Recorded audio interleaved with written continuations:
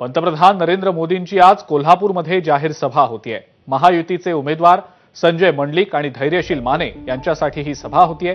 कोल्हापूरच्या तपोवन मैदानात सभा पार पडणार आहे। साधारणपणे 4 वाजता पंतप्रधान नरेंद्र मोदी कोल्हापूरमध्ये दाखल होतील।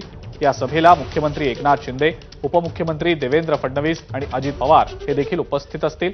या व्यतिरिक्त राज्याच्या मंत्रिमंडळातले बहुतांश मंत्री देखील उपस्थित राहतील।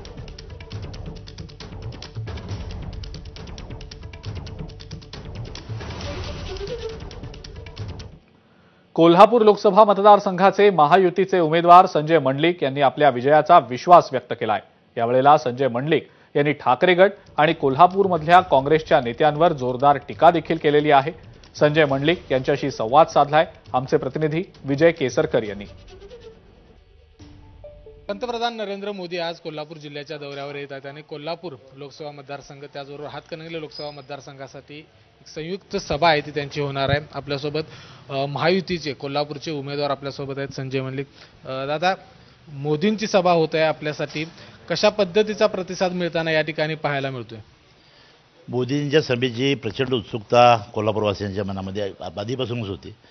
मी भाग्यवान आहे की माझ्या प्रचारासाठी पंतप्रधान येत आहेत आणि या सभेसाठी लाखो लोक येतील असं मला वाटतं। खरं तर भाजपचे या ठिकाणी उमेदवार नसले तरी देखील मोदी येत आहेत, किती फायदा होईल या सभेचा असं आपल्याला वाटतं?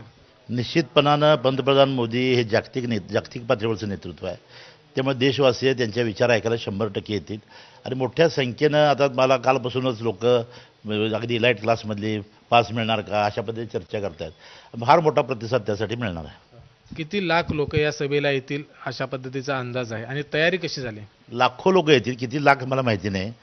तयारी तर उत्तम झालेली आहे आणि पंतप्रधानांचा प्रोटोकॉल पाळून सर्व सूचना पाळून त्या पद्धतीने तयारी झालेली आहे। खरं तर या ठिकाणी मोदींची सभा का घ्यावी लागली अशा पद्धतीचा एक खोचक सवाल आहे तो विरोधकांच्याकडून केला जातो, याकडे तुम्ही कसं बघताय?